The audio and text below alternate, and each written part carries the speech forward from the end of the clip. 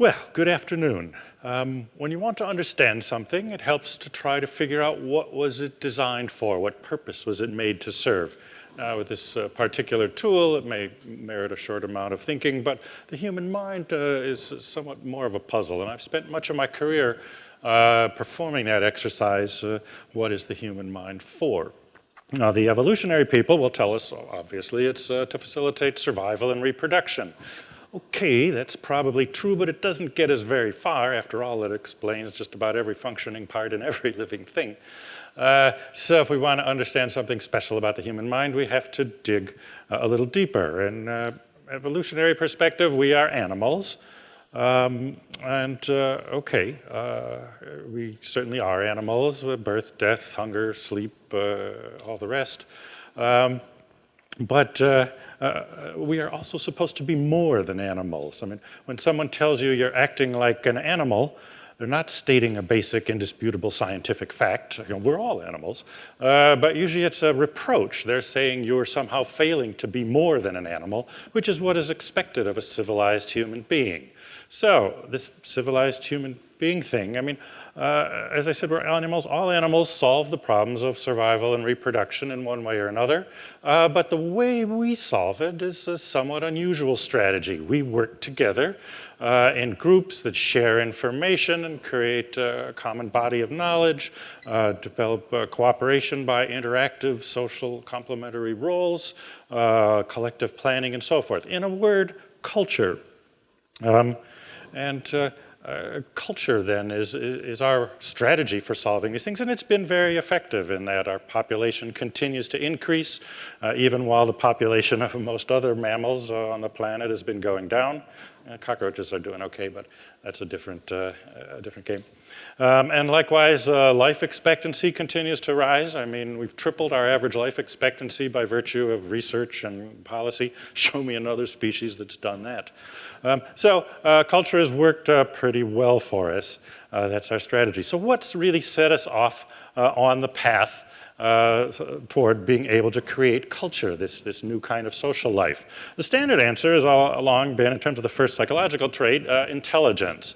The idea was, well, we evolved these big brains because it helped us figure stuff out.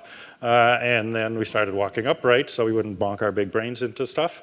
And that freed up the hands for making tools, and pretty soon we had the electric guitar and the iPhone and all the rest. It was a good theory, but it was upended a while ago when they discovered Australopithecus, who walked upright but still had a tiny little pea brain.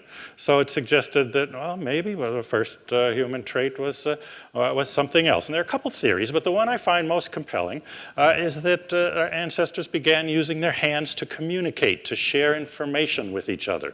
It's a pretty good case that communication by gesture was much earlier than vocal speech. And so the hands may have been useful for that. And this is an important point because it suggests that the original basic human trait was communication, the social sharing of information. That the brain evolved not just for figuring stuff out, but for interacting with others. And this, not incidentally, would also explain why the intelligence actually increased, why the brain evolved, because once we started sharing information, then the environment contains more information and there's a lot more for the brain to do and more advantage for bigger and bigger brains. And by way of analogy, back before there was the internet, people still bought computers, even personal computers. They were handy to have. They did make some tasks easier and they work better. But a computer that can connect to the internet is vastly more powerful, can do a lot more. In the same way, a human brain would be a nice thing to have in isolation, but the brain really comes into its own and achieves its power by interacting with groups of other brains that it can share information and compare and criticize and argue and so forth. This social sharing, this brings up the idea that humans are social animals. This is something of a cliche in my field of social psychology. Yes, people are social animals. But again, we are not, this doesn't capture what's special or unique about us. We are not the only social animal by far. We're not even the most social of animals. So that isn't what's special, even though it's undoubtedly true. What does set us apart is being cultural animals. that we have used the idea of creating culture, this better kind of social life, to maximize the success of our species. We are by far the most cultural animals. If you use a loose definition of culture, there are several dozen other species that have a little bit of culture, but it's mostly a fairly peripheral thing, whereas culture is a major part of just about everything we do, including all of this. But you want something more basic, think again for a moment about eating.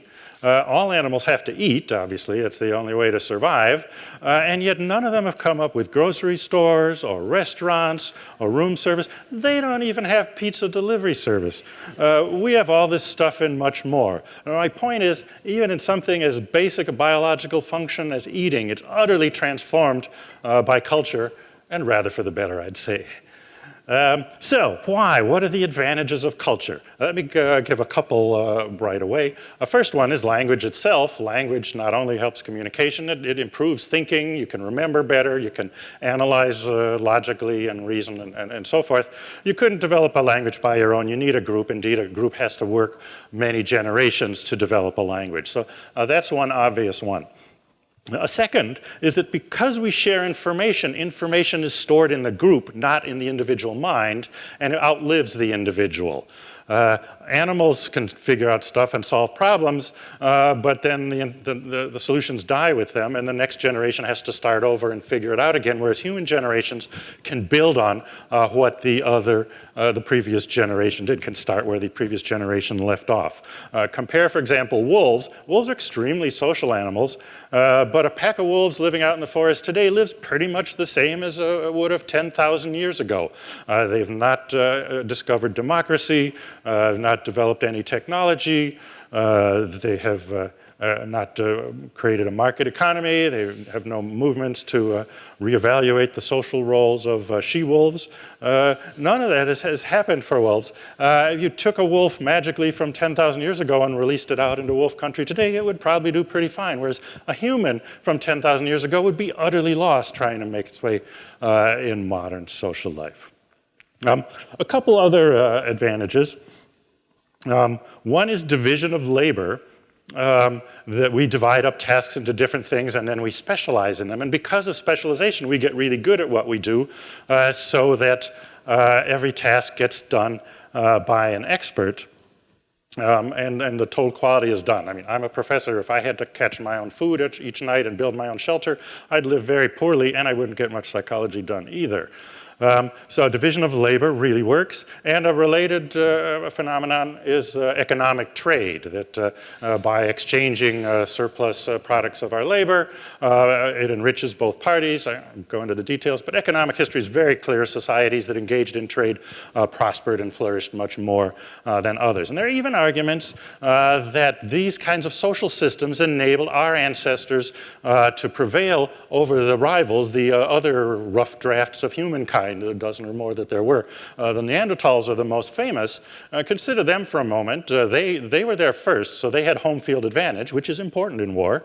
They had more muscle mass than our ancestors. They had a brain equal size or maybe bigger, so one-on-one, they were certainly a match for our people. But they didn't create the social systems with division of labor and economic trade, and so our ancestors moved into their neighborhood and ate their lunch, and the Neanderthals went extinct, and our ancestors populated the world. We defeated them the same way we defeated the lions and tigers, not by naked one-on-one combat, but by developing better social systems that could outperform theirs. So before I finish, I want to explain why I think this is such a powerful idea, that the human mind evolved in order to participate in culture. It enables us to look at specific human traits and understand why humans are this way. Is it because of their contribution to culture? Let me start with an obvious one, intelligence. Sounds funny to say intelligence is a no-brainer here, but by definition, a cultural group has more information than a group without culture. And so there's a lot more for the brain to do, and hence the intelligence has a lot more utility in a cultural group. Slow maturation. Humans grow up more slowly than others, and even our oldsters look a lot more like our youngsters than in other species. Why is that? Well, in nature, Learning is associated with being young. A lot of animals, they reach a point in adulthood where they're just not learning anymore. But humans have to keep on learning, and so nature adjusted us. We never entirely outgrow adolescence, or at least the learning power aspect of adolescence. The self, there's nothing like the human self in other species, intensely aware of itself, aware of how it's perceived by others, able to play and juggle multiple roles, on and on and on. And so again, why do we have this? Well, the cultural systems require these complex interacting roles in order to be maximally effective, and so they need selves to be up to the task for being able to perform them. Theory of mind is a clunky term for being able to think what other people are thinking. In other words, to mentally represent the mental states of others. So, for example, I might know that I don't know something that you do know. And I can use that information to prevent you from tricking me, or maybe I can hope to get you to teach it to me. And teaching is particularly relevant because effective teaching depends on theory of mind. The teacher has to understand that the student knows this but doesn't know that, and so seek to convey that information, connect with what the student does know. That's probably why a recent review concluded that intentional teaching is found in all known human societies, and with a couple borderline questionable exceptions, nowhere else in nature, no other species really does teaching. And of course, teaching extremely important for culture in terms of, as we build up this collective body of knowledge, being able to pass it on to future generations. Self-control means changing yourself, changing your behaviors and responses to fit with the requirements of the situation, which might be your role or other people's expectations or laws or other sorts of things. Again, really important for culture. It's something that's self-control much more advanced in humans than in others.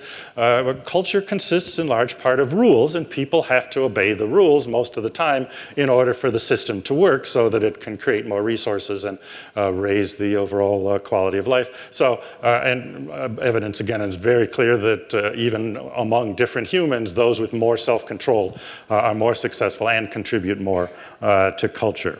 The moral sense, again, morality much more advanced in humans than in others. Moral rules mostly tell you not to do some selfish, impulsive thing, but rather to do what's best for the group. Rules that enable people to live together.